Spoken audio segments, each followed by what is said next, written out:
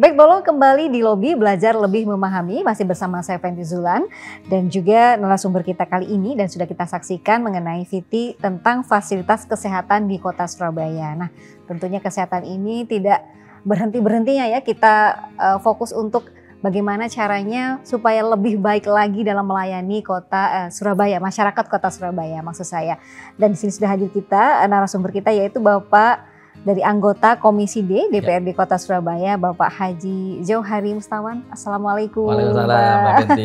Ya, apa kabar baik, hari alhamdulillah, ini? sehat, Alhamdulillah luar biasa sehat ya Pak. Nah tentunya kesehatan ini penting ya Pak. Betul. Kita kalau sakit nggak bisa ngapa-ngapain, nggak bisa beraktivitas dengan baik. Nah kita akan menanyakan langsung nanti dengan Bapak, dengan bagaimanakah kondisi atau fasilitas seperti apa di Surabaya ini, Bang Pak. Baik, terima kasih pemirsa TV yang dirahmati Allah Subhanahu Wa Taala, Kota Surabaya dan dimanapun berada. Yang pertama kita harus bersyukur di Kota Surabaya ini pemerintah sangat concern di dalam melaksanakan pembangunan di bidang kesehatan ini. Termasuk juga bidang kesehatan ini salah satu yang menjadi parameter indeks pembangunan manusia. Dengan demikian maka diperlukan adanya layanan kesehatan yang bersifat 4 kategori, yaitu preventif, kedua adalah promotif, ketiga adalah rehabilitatif, yang keempat adalah kuratif. Kadang kita berpikir bahwa kesehatan itu adalah layanan kuratif saja, layanan kalau sakit maka dia harus disembuhkan. Padahal yang justru yang lebih penting adalah layanan promotif dan preventif. Karena kalau promotif dan preventif ini berhasil di Kota Surabaya, maka angka harapan hidup Kota Surabaya penduduknya akan meningkat. Bahkan dari saat ini yang mungkin 75 tahun bisa menjadi di Surabaya 2045 bisa sampai 85 tahun. Sehingga ketika penduduk atau masyarakat merasa umurnya kadang-kadang sudah di atas 60 itu merasa tidak berdaya sama sekali, merasa tidak bisa ngapa-ngapain, ternyata masih bisa produktif. Kalau angka harapan hidupnya meningkat dari 75 tahun ke 85 tahun. Sehingga kesehatan adalah nilai sebuah investasi yang sangat besar selain pendidikan. Oleh karenanya pendidikan dan kesehatan Kota Surabaya itu menetapkan anggarannya sebagai mandatory spending. Artinya anggaran belanja yang bersifat mandatori, tidak boleh diutak-atik. Oleh karenanya kemarin kita melihat bahwa APBD yang dialokasikan di tahun 2025 tentang kesehatan ada sekitar 1,7 sampai 1,8 triliun. Ini bukan main, artinya betul-betul serius dalam masalah kesehatan di Kota Surabaya ini. Nah, salah satu yang terpenting adalah penyediaan fasilitas kesehatan yang memenuhi standarisasi pelayanan kesehatan terhadap masyarakat.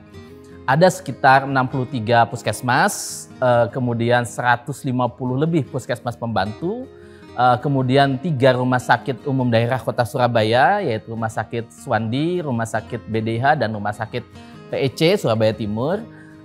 Kemudian juga ditambah dengan rumah sakit swasta yang ada di Kota Surabaya ini, sekitar 40 sampai 60 rumah sakit swasta, serta klinik dokter praktek mandiri yang jumlahnya lebih dari 200. Ini memberikan sebuah potensi besar bahwa tidak boleh ada warga Kota Surabaya yang kesulitan dalam mengakses kesehatan di kota kita tercinta ini. Seperti itu. Oke. Jadi gambarannya kalau dibandingkan dengan jumlah kebutuhan masyarakat Surabaya sendiri, apakah sudah sesuai atau seperti apa?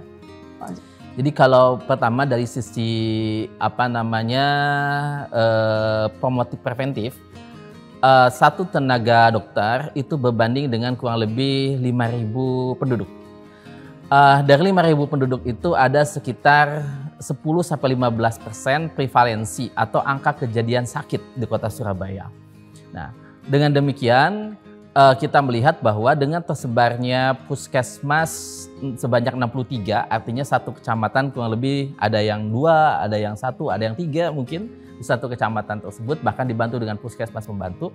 Ini sebenarnya sudah memenuhi standar jumlah daripada fasilitas kesehatan, ditambah lagi fasilitas kesehatan swasta. Yang perlu ditingkatkan itu adalah bagaimana operasional daripada puskesmas itu. Apakah puskesmas itu sudah 24 jam melayani masyarakat, atau apakah puskesmas itu sudah ketercukupan alat medisnya, sediaan farmasinya, obat-obatannya, bahan habis pakainya, kemudian tenaga SDM-nya begitu. Nah, kami di Komisi D sempat melihat bahwa tetap perlu ada peningkatan fasilitas peralatan medis, peralatan kesehatan, sediaan farmasi, bahan habis pakai, dan jumlah SDM yang menangani kesehatan di Kota Surabaya ini, khususnya di bidang promotif preventif ini menjadi sangat penting.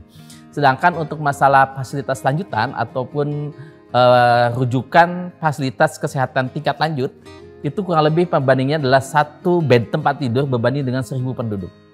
Nah, ini saya kira karena Kota Surabaya selain punya 3 rumah sakit daerah juga punya rumah sakit dibantu dengan rumah sakit milik Provinsi Jawa Timur seperti Rumah Sakit Haji, Rumah Sakit Sutomo. Ini menambah bahwa pembangunan kesehatan dan ketersediaan fasilitas kesehatan di Kota Surabaya semakin betul-betul memiliki standar yang cukup baik di Kota Surabaya. Hanya itu tadi bagaimana pemerintah melakukan monitoring dan evaluasi terkait dengan layanan tenaganya, kemudian pelayanan fasilitas kesehatannya, baik itu bangunannya, sarananya, peralatannya, dan juga sediaan farmasinya. Oke. Dan untuk pemerintah sendiri bagaimana Pak Jauhari mengenai komitmennya untuk bisa memberikan akses layanan maupun kualitasnya terhadap masyarakat Surabaya seperti apa? Baik. Jadi sejak ada Permenkes tentang akreditasi puskesmas dan klinik pratama serta dokter praktek mandiri dan dokter gigi praktek mandiri, maka ada sekitar 5 bab penilaian mutu layanan puskesmas. Sedangkan untuk klinik swasta ada sekitar 3 bab dan ada 35 standar, 82 indikator dan 328 elemen penilaian dari fasilitas kesehatan di setiap puskesmas. Kenapa itu dilakukan? Agar memastikan bahwa puskesmas atau klinik itu pertama memiliki tata kelola klinis yang baik, mulai daripada struktur organisasi, kemudian pendelegasian wewenang, kemudian bagaimana standar operasi prosedur dan sebagainya.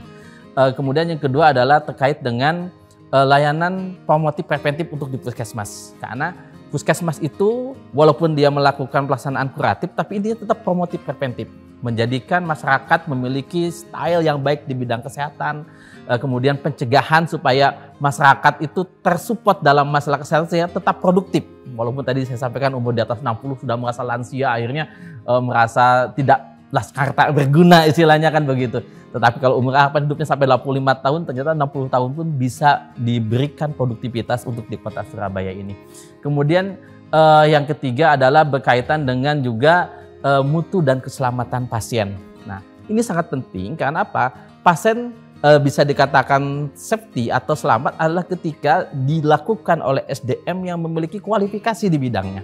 Jangan sampai misalkan pelayanan emergency dilakukan oleh tenaga yang tidak memiliki sertifikat dokternya ATLS atau Advanced Traumatic Life Support atau juga ACLS ataupun Advanced Cardiac Life Support. Jadi kardiak itu jantung, sedangkan traumatik itu kecelakaan lalu lintas dan sebagainya harus dimiliki oleh dokter yang ada di IGD. Kemudian perawat itu juga memiliki Basic Life Support, BLS, PPGD dan sebagainya. Jadi ini dipastikan bahwa dalam akreditasi klinik, akreditasi rumah sakit bahkan ada ribuan elemen penilaian di situ. Sehingga dipastikan fasilitas kesehatan baik itu puskesmas maupun klinik pratama, klinik swasta pratama ataupun klinik utama memiliki standarisasi akreditasi yang diinstruksikan oleh Kementerian Kesehatan yang dilakukan oleh kalau rumah sakit oleh Komisi Akreditasi Rumah Sakit KARS dan juga dibantu lembaga independen. Kalau swasta, kalau klinik puskesmas dilakukan oleh lembaga independen yang ditunjuk oleh Kementerian Kesehatan. Sehingga kita tidak usah khawatir, 63 puskesmas di Kota Surabaya itu sudah lulus paripurna semua.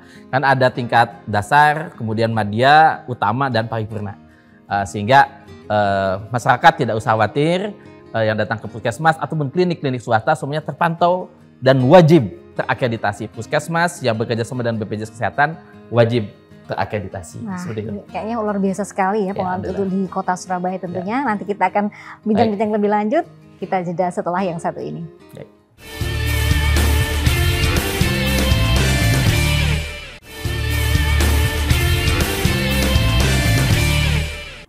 Baik, Bolo, kembali di Lobi Belajar Lebih Memahami, masih bersama Arek TV tentunya, bekerja sama dengan DPRD Kota Surabaya. Nah, di sini narasumber kita Bapak Jauhari Mustawan tadi sudah menjabarkan bagaimanakah kondisi, fasilitas dan layanan kesehatan yang ada di Surabaya yang sangat luar biasa sekali tadi saya dengarkan nih Pak Jo. Nah, kita ingin lebih dalam lagi mengenai preventif dan promotif. Apa yang sudah dilakukan, karena menurut Pak Jo tadi jangan hanya kuratif dan ininya ya Pak ya, tapi bagaimana preventif dulu dan juga promotifnya tuh ditingkatkan agar tidak sampai sakit gitu ya. Nah, seperti apa Pak, apa kegiatan yang sudah dilakukan oleh pemerintah Surabaya? Terima kasih Mbak Fenty ya. Jadi masalah promotif preventif itu intinya adalah bagaimana masyarakat Kota Surabaya itu betul-betul memiliki kepedulian yang sangat besar terhadap masalah kesehatan masing-masing, tidak hanya secara keseluruhan tapi masing-masing individu itu. Sehingga dengan memiliki lifestyle, contohnya misalkan saat ini ada institusi khusus dari Permendagri nomor 13 tahun 2024 tentang posyandu keluarga. Nah, posyandu keluarga itu intinya tidak hanya kuratif, tapi juga ada preventif di situ. Dan ini juga dilaksanakan oleh kader Surabaya Hebat yang jumlahnya sudah 28 ribuan kurang lebih se-Surabaya, yang masing-masing satu KSA memantau 20 rumah. Salah satu adalah pertama masalah pendidikan, kedua masalah kesehatan, ketiga masalah PUPR, keempat masalah perumahan rakyat, kelima masalah ketertiban dan keamanan umum, keenam tentang sosial. Nah, itu 6 dimensi yang ada dalam Permendagri nomor 13 tahun 2024 tadi. Nah, salah satu tentang kesehatan. Pertama adalah bagaimana tentang pola hidup. Misalkan cuci tangan dengan sabun, kemudian ada program namanya STBM, totalitas di dalam kehidupan sanitasi yang bagus. Tidak buang air besar sembarangan, itu termasuk juga yang menjadi concern pemerintah Kota Surabaya. Kemudian cuci tangan dengan sabun, kemudian penyediaan air bersih, kemudian kegiatan yang sifatnya itu bagaimana mencegah dari penyakit-penyakit yang mungkin terjadi daripada masalah-masalah sanitasi. Nah, ini salah satu program preventif. Karena betapa besar kalau misalkan sudah terlanjur karena cuci tangan yang kurang bersih, kemudian pola hidup yang kurang sehat dan sebagainya, akhirnya banyak sekali nanti akan jadi kasus diare, kasus pencernaan dan sebagainya, saluran pencernaan dan sebagainya. Itu salah satu program preventif yang dilakukan oleh masyarakat. Kemudian juga program memastikan imunisasi lengkap dasar yang dilakukan terhadap bawah umur 2 tahun atau bayi sampai anak kelas 5 SD. Ini adalah program preventif juga ya, supaya nanti masyarakat setelah dewasa memiliki imunitas yang bagus di dalam berinteraksi dengan masyarakat yang berbagai macam negara bisa jadi. Karena Surabaya katanya akan menjadi kota dunia. Ketika menjadi kota dunia, maka semua negara akan datang ke kota Surabaya. Sehingga masyarakat atau anak-anak kita yang akan hidup di tahun 2035, tahun 2045, dia harus memiliki imunitas yang bagus dalam masalah fisik dan kesehatan. Itu salah satu program preventif. Promotif juga bagaimana Dinas Kesehatan melalui juga Puskesmas dan juga kader Surabaya Hebat juga melakukan kegiatan-kegiatan sifatnya itu mensosialisasikan program-program Kota Surabaya yang berkaitan dengan pola hidup sehat. Termasuk juga promosi tentang senam lansia, senam untuk usia produktif, begitu. Dan ini banyak sekali, hampir tiap kelurahan memiliki senam bagi lansia seperti itu. Nah, termasuk juga orang yang sudah sakit. Misalkan orang sudah sakit itu, misalkan ada orang ketika divonis diabetes, ketika divonis hipertensi, kemudian divonis penyakit paliatif, penyakit-penyakit yang sifatnya cancer dan sebagainya, seolah-olah dia tidak merasa tidak hidup lagi. Sebenarnya juga ini bisa dilakukan dengan program preventif dan promotif, walaupun di situ ada unsur rehabilitatifnya. Karena apa? Karena jangka panjang, pasti ada unsur rehabilitatifnya. Tetapi program promotif dan preventif Puskesmas adalah utamanya di situ. Adalah 70-80% intinya adalah promotif preventif. Kuratifnya hanya 20%, 10% sampai 15% selesai dari rehabilitatif. Sisanya adalah kuratif itu lebih banyak di rumah sakit. Bahkan rumah sakit pun sekarang juga bagaimana didorong untuk melakukan kegiatan promotif dan preventif juga seperti itu. Sebelum ada sakit, maka promotif dan preventif harus berada di depan dalam bidang kesehatan. Jadi bisa dikatakan bahwa dari hulu ke hilir sudah mulai disinergikan gitu ya Pak. Nah, sekarang yang menarik begini Pak. Kapan lalu, beberapa tahun yang lalu ya, terjadi pandemi. Luar biasa nih. Nah, ini apakah waktu itu kondisinya pemerintah Surabaya sudah siapkah? atau ada yang ditingkatkan sejak adanya pandemi itu seperti apa? Ya, jadi pandemi ini adalah kondisi tertinggi daripada sebuah wabah penyakit. Tidak ada yang lebih tinggi daripada masalah pandemi. Nah, termasuk masalah COVID ini atau COVID-19 ini adalah sesuatu penyakit yang tidak terencana. Sehingga pemerintah Kota Surabaya, bahkan tidak hanya Kota Surabaya karena ini pandemi itu bahkan internasional, membuat namanya herd immunity, imunitas sosial, sehingga dengan membentuk sebuah komunitas yang memiliki kekebalan maka akan virus tersebut itu akan tidak bisa berbuat apa-apa, bahasanya itu demikian, bahasa awamnya itu. Karena sebenarnya COVID tidak hilang, itu tetap ada, di sekitar kita tetap ada. Tapi karena sudah terbentuk kekebalan imunitas dengan melakukan vaksinasi, dengan melakukan bahkan sampai ada yang ketiga, bahkan saya sampai tahap yang keempat melakukan vaksinasi itu. Sehingga terbentuklah sebuah imunitas komunitas dari sebuah komunitas tersebut termasuk di Kota Surabaya ini. Sehingga alhamdulillah pada saat ini Kota Surabaya sudah kuat imunnya dari COVID ini. Bukan berarti COVID itu hilang, tetap ada, tapi sudah terbentuk imunitas tersebut. Nah, salah satunya adalah hampir semua anggaran itu tersedot kepada penanganan pandemi. Dari Pak Wali Kota, dari semua dinas-dinas, maka ini adalah prioritas yang harus diselesaikan di Kota Surabaya. Nah, sehingga setelah pasca itu tentunya bagaimana ini adalah sebagai sebuah pelajaran juga buat kita semua, bahwa tetap pola hidup, daya tahan tubuh, karena sebenarnya kan ketika kita terkena virus COVID itu, yang terpenting adalah daya tahan tubuh kita, mengembalikan daya tahan tubuh kita. Banyak orang, kebetulan saya adalah juga praktisi di sebuah rumah sakit, melihat bahwa rata-rata orang yang akhirnya kemudian sampai tahap wafat, sampai meninggal, ada karena yang dia punya komorbid. Komorbidnya entah masalah saluran pernafasan, entah diabetes, entah penyakit-penyakit yang lain, degeneratif yang lain. Ini yang menyebabkan percepatan daripada dalam tubuh ini, sehingga kadang-kadang ada terjadi badai sitokin atau istilahnya itu imun kita, antibodi kita salah menyerang atau menyerang secara general, baik itu penyakit, baik itu organ tubuh kita diserang. Akhirnya itu membuat organ tubuh kita semakin imunnya menurun. Nah, ini adalah bagian daripada pembelajaran kita, sehingga bahwa kesehatan tanggung jawab bersama, tidak hanya dinas kesehatan saja, tidak hanya puskesmas saja, tapi setiap rumah tangga memiliki tanggung jawab dalam masalah kesehatan. Makanya ada program STBM tadi yang digulirkan oleh pemerintah Kota Surabaya melalui dinas kesehatan, bahwa setiap rumah tangga harus memperhatikan masalah tadi, tidak buang air besar sembarangan, memiliki jamban, kemudian cuci tangan yang bersih, kemudian buang sampah yang tepat gitu ya, tidak sembarangan buang sampah dan sebagainya. Oke.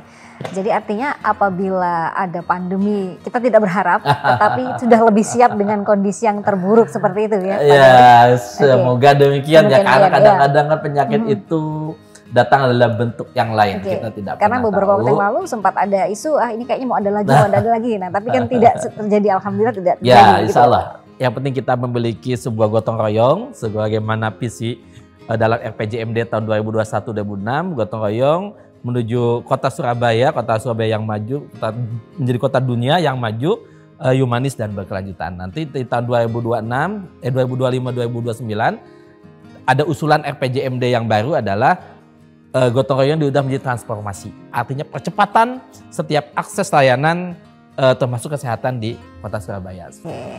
Nah, begini Pak Jawari, tadi sudah disampaikan banyak sekali mengenai fasilitas, standar layanan, ada sertifikasi, akreditasi dan lain-lain. Ini sudah bagus sekali, luar biasa. Nah, sekarang apakah ada langkah atau apa yang sudah dilakukan dan yang akan dilakukan untuk meningkatkan efisiensi? Nah, itu seperti apa?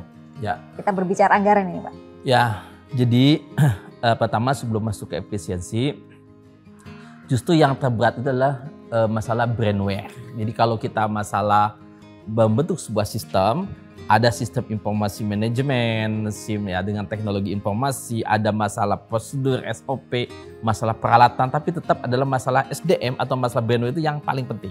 Karena apa? Sebaik apapun sistem, kalau tidak dilaksanakan oleh human behind the gun-nya, maka program itu akan menjadi muspro. Program itu tidak akan berdampak signifikan terhadap pembangunan di Kota Surabaya ini, termasuk dalam bidang kesehatan.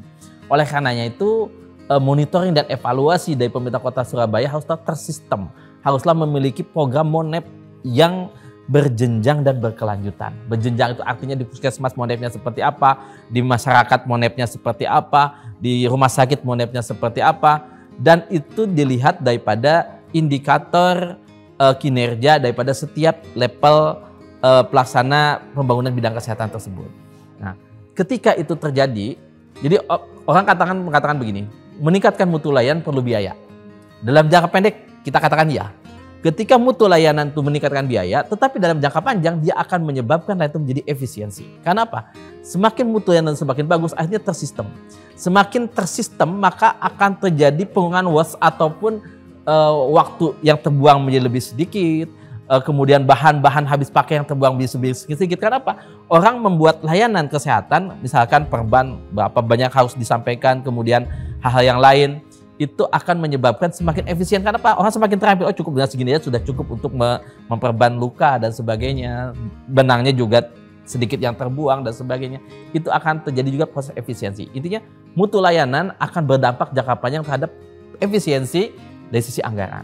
Yang kedua, efisiensi itu harus bukan berarti menurunkan biaya.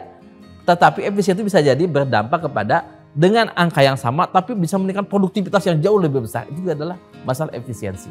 Katakanlah sama-sama 1,7 atau 1,8 triliunnya tahun sebelumnya tahun sekarang, tetapi bisa memberikan produktivitas yang jauh lebih besar, menyebabkan warga kota Surabaya angka kesejahteraan semakin rendah, angka harapan hidupnya semakin tinggi, kemudian berdampak pada pembangunan kota Surabaya semakin besar, maka otomatis efisiensi itu akan terjadi seperti itu. Baik, itulah tadi Pak Jo sudah disampaikan tentang efisiensi. Kita akan lanjutkan lagi setelah yang satu ini.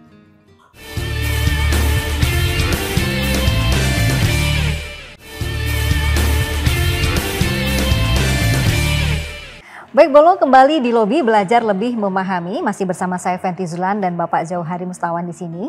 Pak Jo tadi masih berkaitan dengan efisiensi ya Pak. Apakah dengan perubahan BPJS, peraturan yang beberapa waktu lalu, ini juga berkaitan dengan efisiensi?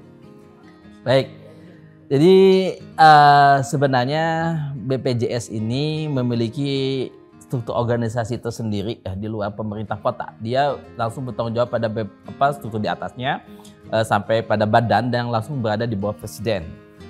Sedangkan dari kesehatan ini kedinasan di bawah langsung pemerintah kota yang langsung juga secara struktur organisasi berada dalam pemantauan Kementerian Kesehatan ya seperti itu. Sebenarnya sama-sama penyelenggara pemerintahan. Tetapi sebenarnya kalau kaitannya aturan BPJS adalah tidak ada kaitannya dengan efisiensi dalam bidang kesehatan di kota Surabaya. Lebih kepada bagaimana ada pelaksanaan kegiatan pembangunan kesehatan di kota Surabaya supaya lebih berdampak kepada pemerataan tanggung jawab sesuai dengan level fasilitas kesehatannya. Baik itu di puskesmas, di klinik, di rumah sakit. Walaupun ada 144 diagnosa penyakit yang tidak ditangani di rumah sakit, DPRD Kota Surabaya melalui Komisi D sudah melakukan hearing dengan Dinas Kesehatan, dengan BPJS Kesehatan, bahwa sebenarnya 144 diagnosa penyakit itu adalah dalam rangka pertama untuk melakukan, menyesuaikan jenjang daripada level Paskes pada masyarakat. Yang kedua, tetap adanya pengkondisian ataupun pengecualian hal tertentu dengan TACC, time, age, condition, dan comorbid. 4 hal itu menjadi pengecualian. Misalkan ada anak rentan umur usia 3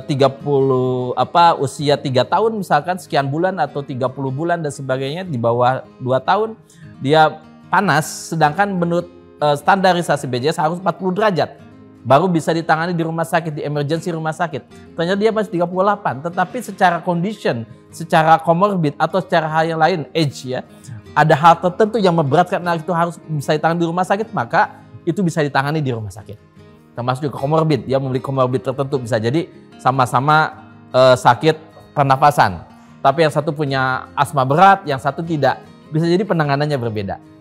Oleh karenanya yang terpenting adalah dokter memberikan resum medis yang tepat sesuai dengan kondisi pasiennya, sehingga tetap layanan yang disampaikan tadi 144 diagnosa penyakit tadi tetap bisa dilayani di rumah sakit. Sehingga aturan BPJS yang berubah itu sebenarnya tidak ada kaitan langsung dengan efisiensi, tapi lebih pada aturan internal dari BPJS. Tapi yang kedua, kita melihat bahwa memang di sini berdampak kepada penertiban administratif pelayanan masyarakat sesuai dengan jenjang kebutuhan yang dibutuhkan oleh masyarakat seperti itu.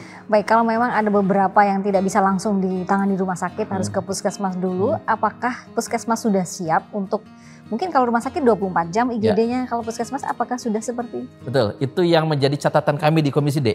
Ketika kami melakukan sidak di hampir tengah malam, bahkan ada beberapa yang lewat tengah malam, ada beberapa yang memang masih membutuhkan perhatian khusus dari pemerintah Kota Surabaya. Jangan sampai ketika tidak ditangani oleh rumah sakit kembali ke puskesmas, puskesmasnya tidak buka, misalkan begitu. Kemudian tenaganya tidak ada di tempat, buka tapi tenaganya ada di tempat. Bahkan Bapak Puskesmas pagarnya digembok, nah gitu kan, seperti dikunci dengan alasan karena untuk keamanan, gitu kan, seperti itu. Is okay, mungkin alasan apapun, tetapi yang namanya sistem harus tersinergi antara Paskes tingkat primer, Paskes tingkat lanjutan 1, Paskes tingkat lanjutan 2, artinya kelas C, D, kelas B, kelas A itu harus terintegrasi, tidak mungkin sendiri-sendiri. Nah, sehingga ketika rumah sakit tidak bisa menangani atau terbatas menangani 1/4 diagnosa tadi dan penyakit yang memang harus dirujuk dari puskesmas dulu, maka ketika dikembalikan pada puskesmas dia harus siap. Yang kedua, kasus-kasus berkaitan dengan anak-anak. Ini juga harus memiliki standarisasi di puskesmas yang tepat. Karena apa? Karena anak-anak memiliki kualifikasi khusus, tidak seperti orang dewasa. Makanya di puskesmas pun harus mendapatkan pendampingan, entah dari dokter spesialis anak atau mungkin pelatihan-pelatihan tertentu dalam kasus kegawat daruratan kepada anak-anak. Karena rata-rata di puskesmas memilikinya dokternya umum, dokter gigi dan perawat bidan, sehingga memiliki kompetensi itu harus atau bekerja sama dengan rumah sakit sekitar, baik itu rumah sakit swasta maupun rumah sakit pemerintah yang memiliki kompetensi di bidang anak.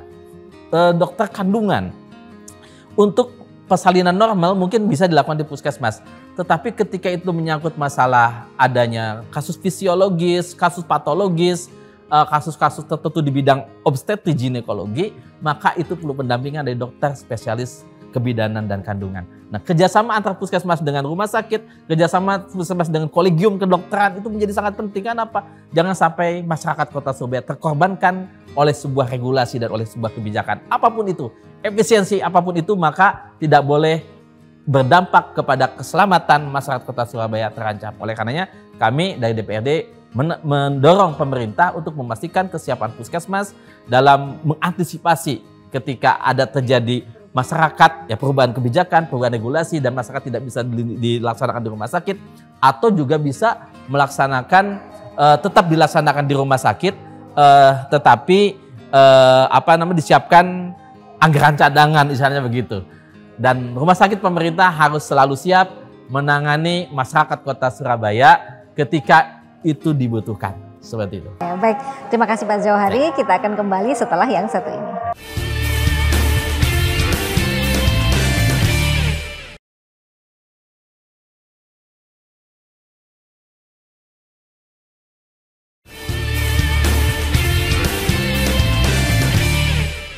Baik, Balo, kembali di Lobi Belajar Lebih Memahami, masih bersama saya Fenty Zulan, dan ini adalah kerjasama antara Arek TV dengan DPRD Kota Surabaya. Masih bersama narasumber kita, Bapak Jauhari. Nah, Pak Jauhari, tadi kita sudah mendengarkan penjelasan Bapak mengenai efisiensi, kemudian pemerataan. Nah, sekarang saya ingin tanyakan, bagaimanakah untuk tenaga medisnya dan juga fasilitasnya, apakah sudah merata ketersediaannya di masyarakat Surabaya ini? Ya. Kalau bidang kesehatan biasanya kita mengenal berdasarkan referensi buku panduan karangan para suraman itu ada 5 hal. Pertama reliability, kedua adalah assurance atau jaminan, kemudian tangible, empati dan responsiveness. Reliability atau apa yang kita janjikan kepada masyarakat, misalkan puskesmas 24 hours a day atau 24 jam, ada puskesmas rawat inap, begitu ya, tentunya harus memiliki kualifikasi untuk itu. Jangan sampai menjanjikan pada masyarakat tapi ternyata ketika masyarakat datang ke situ tidak bisa dilayani. Itu jangan sampai terjadi. Yang kedua adalah assurance atau jaminan bahwa yang melaksanakan SDM-nya tadi disampaikan oleh Mbak Fenty tadi, SDM-nya memiliki kualifikasi yang tepat dalam menangani pasien. Jangan sampai misalkan menangani pasien kandungan oleh yang tidak memiliki kompetensi di bidang itu. Kemudian kalau hanya sudah fisiologis ya kamu mungkin bisa oleh bidan, bisa oleh dokter umum. Tapi kalau sudah patologis memerlukan seksio caesaria atau operasi SC, maka itu dilakukan oleh dokter yang memiliki kompetensi di bidangnya. Nah ini harus betul-betul dipastikan pengawasannya kerjasama dengan kolegium kedokteran, kerjasama dengan himpunan profesi kedokteran terkait dengan masalah layanannya berbasis kompetensi. Kemudian tangible, tangible ini adalah bukti fisik. Bukti fisik itu adalah fasilitasnya harus sesuai dengan standar, bangunannya harus sesuai, alatnya juga harus standar.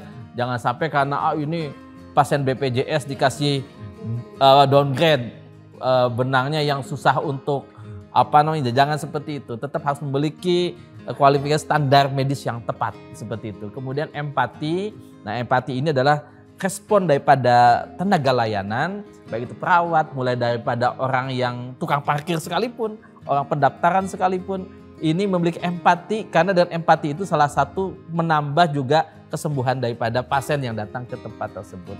Kemudian responsiveness ini adalah kecepatan. Kecepatan itu ditunjang dengan sistem informasi. Ini sistem informasi ini juga seharusnya bisa membantu dalam masalah efisiensi. Karena kalau kita berinvestasi di bidang teknologi informasi termasuk sistem informasi manajemen, maka itu akan berdampak pada efisiensi. Sebagai contoh mungkin kalau di jalan tol gitu kan, sekarang sudah nggak ada lagi penunggu tol gitu kan. Artinya terjadi efisiensi untuk tenaga SDM di situ. Nah, bukan berarti kalau di rumah sakit diganti dengan robot semua, tidak gitu kan, tetap ada standarisasi kompetensi di situ, tetapi tetap bahwa efisiensi dilakukan tetapi tidak berdampak kepada mutu layanan. Oke, baik Pak Johari, tadi disampaikan mengenai teknologi informasi ya, karena sekarang ini semua serba digital, kita sudah memegang akses handphone, gimana caranya meningkatkan kualitas layanan gitu ya. Nah, apakah sudah ada aplikasi layanan yang diberikan oleh pemerintah Surabaya? Baik, jadi sekarang Kementerian Kesehatan sudah namanya Satu Sehat, baik itu paskes primer atau puskesmas klinik maupun rumah sakit, dia sudah harus berbasis elektronik rekamedik, IRM, Electronic Medical Record, IMR. Nah, sehingga semuanya berbasis teknologi, sehingga pertama tidak perlu lagi rumah sakit entah pemerintah ataupun swasta itu memiliki ruangan yang besar untuk menyimpan rekam-rekam medik yang begitu banyak itu. Bisa jadi kan kayak Suwandi itu sehari bisa 2.000 pasien. BDH bisa 800.000 bahkan kadang 1.000 pasien lebih dalam satu hari. Bisa Ibu bayangkan bagaimana kalau misalkan pasien itu terus bertambah, harus sebesar apa ruangannya diperlukan untuk menjadi gudang arsip. Dengan adanya teknologi informasi tidak perlu lagi cukup dengan server, ada komputer di situ untuk menyimpan arsip-arsip itu, dan itu legal, formanya diatur oleh undang-undang seperti itu. Nah, itu salah satu yang bisa dilakukan dengan teknologi informasi. Kemudian masyarakat juga bisa mendaftar ke rumah sakit berdasarkan online. Ada JKN online, mereka cukup daftar di rumahnya atau bahkan di layanan rumah sakit itu sudah ngantri di rumah saja begitu. Yang ketiga harus bisa melaksanakan telemedicine. Telemedicine ini sangat penting juga, tenaga medis itu bisa berhubungan dengan pasien yang ada di rumah. Banyak pasien yang karena kondisi fisiknya tidak bisa jalan, sulit untuk transport, tidak transportable. Ini menyebabkan pasien itu bisa berkonsultasi secara telemedicine. Ini harus difasilitasi oleh pemerintah Kota Surabaya. Bagaimana masyarakat ketika ada di Kota Surabaya, walaupun sakit tetap merasakan kenyamanan layanan kesehatan di Kota Surabaya. Untuk aplikasi ini sudah berjalan atau seperti apa respon masyarakat? Apakah ada aduan mungkin yang kurang? Sebenarnya sudah berjalan. Ya, JKN Mobile sudah berjalan, daftar sudah berjalan. Cuma kadang-kadang terjadi ketika harus ada perubahan aturan, akhirnya masyarakat sudah nyaman di situ, ada perubahan aturan harus pinjar dulu misalkan ya, pinjar daftar ke itu kan pertama harus pinjar. Mungkin setelah itu mungkin bisa nanti tiap 3 bulan harus ada surat kontrol kembali begitu kan, berlaku hanya 3 bulan dan sebagainya. Nah itu mungkin bisa difasilitasi secara teknologi informasi, sistem informasi manajemen. Yang terpenting adalah monitoringnya, evaluasinya, kontrolnya, bukan pada sekedar IT, tapi juga bagaimana IT itu berjalan secara maksimal dengan pengontrolan evaluasi dari tenaga-tenaga ahli IT dari pemerintah Kota Surabaya. Oke, baik Pak Johari. Untuk kedepannya ini apakah ada target yang ingin dicapai oleh pemerintah Surabaya mengenai semuanya, fasilitasnya, layanannya? Apakah ada target yang belum tercapai? Ya, pertama ujung-ujungnya adalah angka harapan hidup Kota Surabaya dari 75 tahun saat ini menjadi 85 tahun.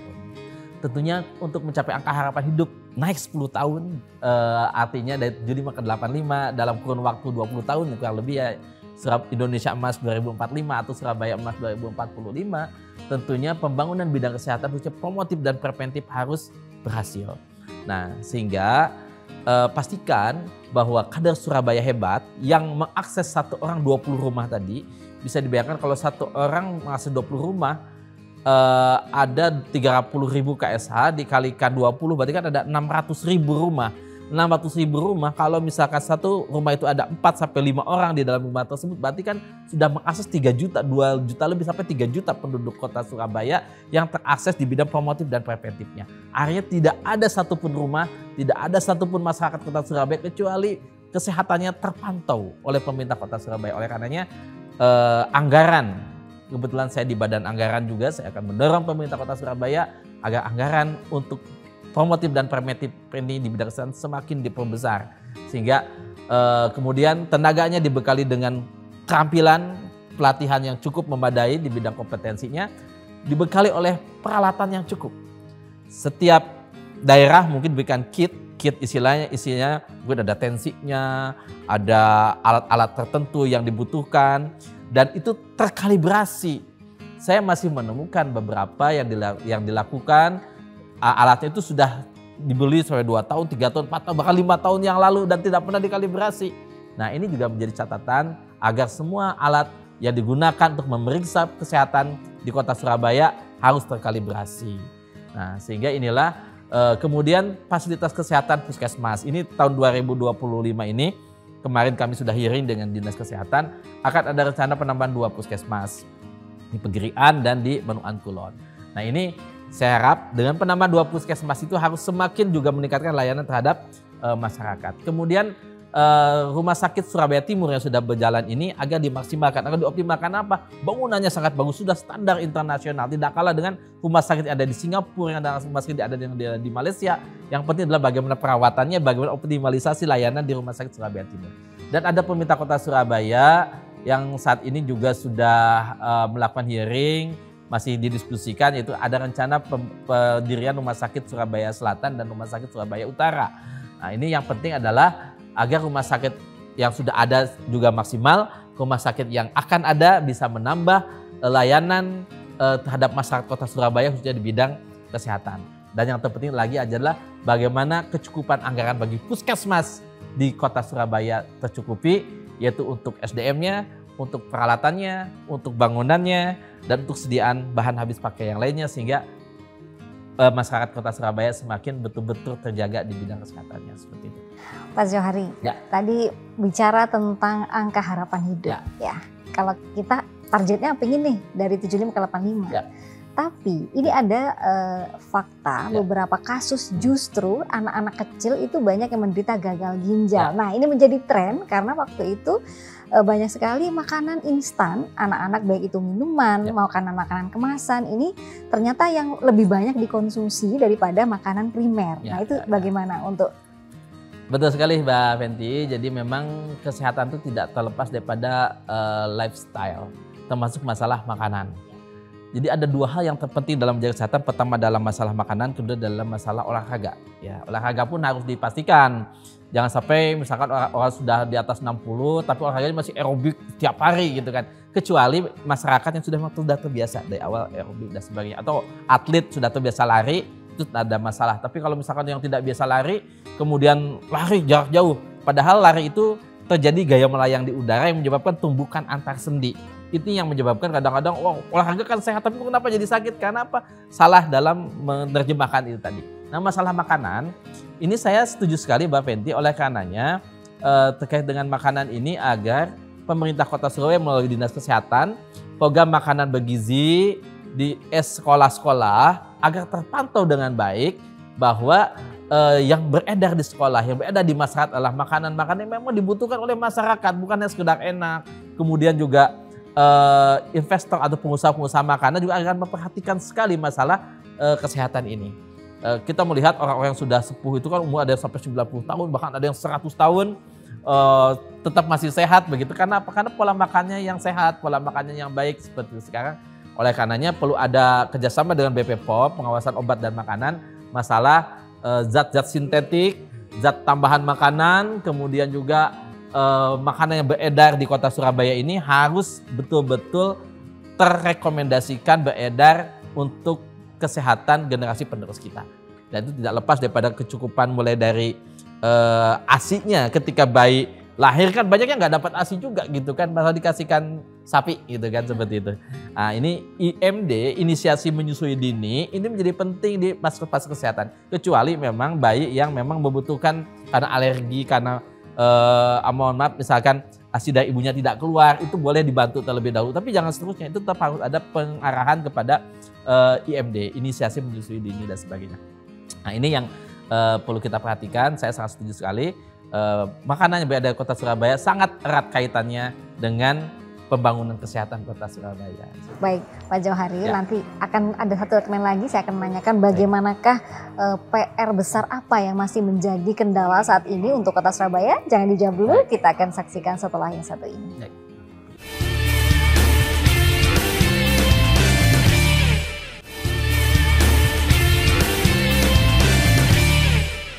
Baik, Bolo kembali di lobi belajar lebih memahami. Masih bersama saya Fenty Zulan dan Bapak Jauhari Mustawan di sini. Nah, Pak Jauhari, ini kita di segmen terakhir ya. Dari semua penjabaran tadi, masih adakah PR atau kendala apa yang masih saat ini menjadi concern bagi pemerintah Surabaya yang bisa dicarikan solusi? Seperti apa, Pak Jauhari? Harapan khususnya kami di DPRD mendorong pemerintah kota Surabaya dalam masalah pembangunan bidang kesehatan ini betul-betul menjadi tanggung jawab semua elemen, semua OPD. Katakanlah ada 33 OPD di kota Surabaya, ini bertanggung jawab semua dalam bidang kesehatan. Ya, termasuk juga pola hidup para pelaksana tugasnya juga. Ya, mereka harus sehat semua, melayani masyarakat mereka pun harus sehat. Ya, mulai dari diatur daripada pola hidupnya, indeks massa tubuhnya gitu kan, kemudian juga pola pekerjaannya itu juga menjadi perhatian daripada masyarakat kota Surabaya. Oleh karena itu kami mendorong Bapak Wali Kota untuk memastikan mulai daripada lingkungan Pemkot untuk betul-betul memastikan bahwa para ASN Pemkot kemudian para pelaksana masyarakat pelayan masyarakat memiliki standar kesehatan yang baik. Dipastikan mereka dicek kesehatannya, dipantau kesehatannya supaya mereka bisa memberikan layanan terbaik buat masyarakat kota Surabaya. Itu yang pertama.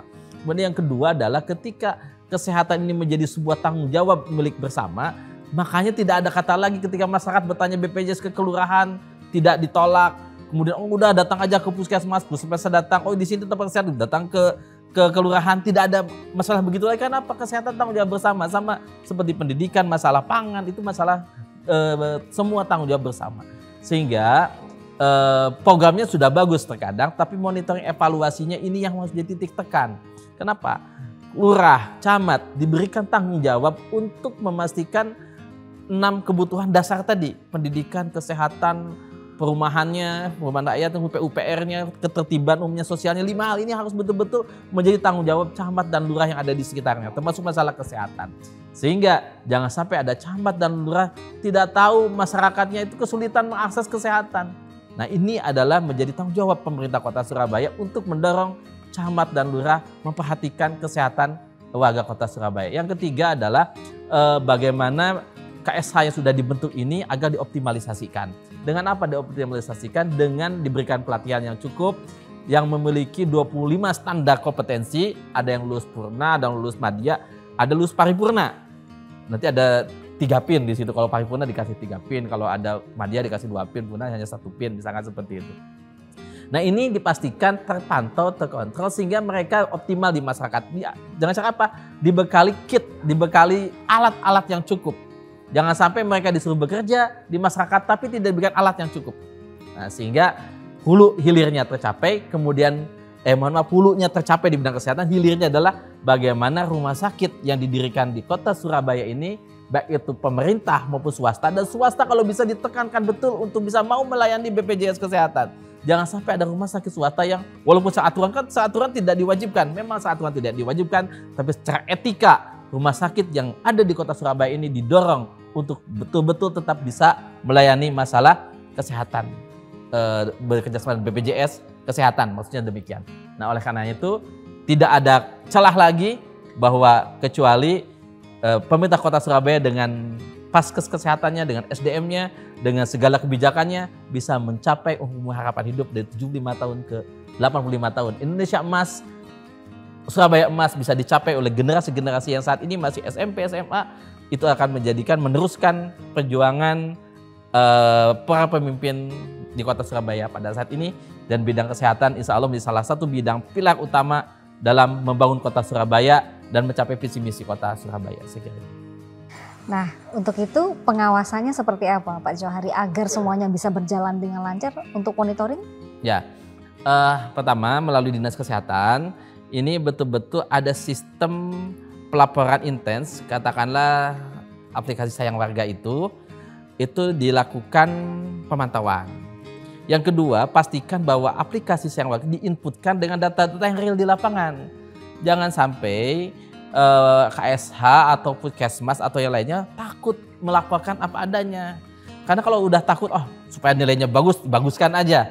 Ini akan berdampak sangat buruk kepada pemegang kebijakan. Karena apa? Karena diberikan informasi yang keliru. Nah, kalau diberikan informasi yang tepat, maka kebijakannya pun akan tepat. Yang ketiga adalah pemegang kebijakan harus turun ke lapangan, melihat langsung ke lapangan. Misalkan lurah melihat langsung ke tiap rumah bersama RT RW-nya, camat juga melihat, sehingga akan ada monitoring berjenjang di situ dan juga saling cross check, sehingga tidak ada kata lain kecuali betul-betul data yang disampaikan oleh pemegang, apa yang didapat oleh pemegang kebijakan itu data yang jujur dan tepat sesuai dengan yang dibutuhkan. Yang keempat adalah dilatih di dalam mengumpulkan data. Ada kalanya misalkan pengumpulan datanya kan kita hanya saat ini kadang-kadang seringkali percaya pada Biro BPS ya, Biro Pusat Statistik. Oke, itu kita percaya pada BPS sebagai kontrol.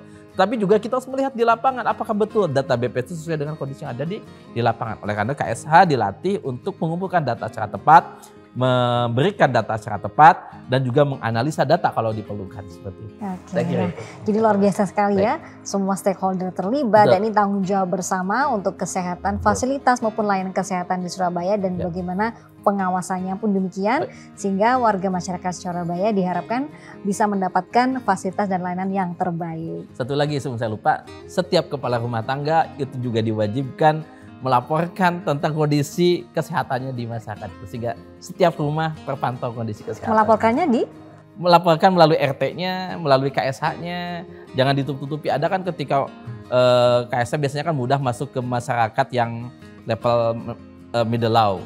Tapi ke level up tuh susah kadang-kadang masuk ke, itu sudah diusir oleh Satpam. Baru masuk ke perumahan udah nggak usah masuk sini dan sebagainya. Nah, harus ada kolaborasi juga dengan perumahan-perumahan tertentu untuk bisa para petugas kesehatan Kota Surabaya tetap memeriksa kalangan middle up juga. Oke, nah ini berarti luar biasa sekali ya Pak ya, harus ada timbal balik juga dari masyarakat, tidak hanya masyarakat tertentu tapi semua lapisan masyarakat. Dan DPRD B50 kita siap untuk mengawal program-program pembangunan Kota Surabaya. Oke, luar biasa sekali Pak Johari. Itulah tadi pemirsa, tentunya harapannya masyarakat Kota Surabaya mendapatkan fasilitas dan layanan yang terbaik dari pemerintah maupun kerjasama antara berbagai pihak untuk bisa mendukung, dan dengan harapan tadi Pak ya, angka harapan hidupnya bisa meningkat. Amin. Ya, amin ya robbal alamin. Baik pemirsa, itulah tadi tentang fasilitas kesehatan di Surabaya. Mudah-mudahan kita bisa mengambil manfaatnya. Kita bertemu lagi di segmen-segmen dan tema-tema lain yang menarik. Dan saya Fenty Zulan pamit undur diri. Wassalamualaikum warahmatullahi wabarakatuh. Waalaikumsalam. Terima kasih Pak Johari.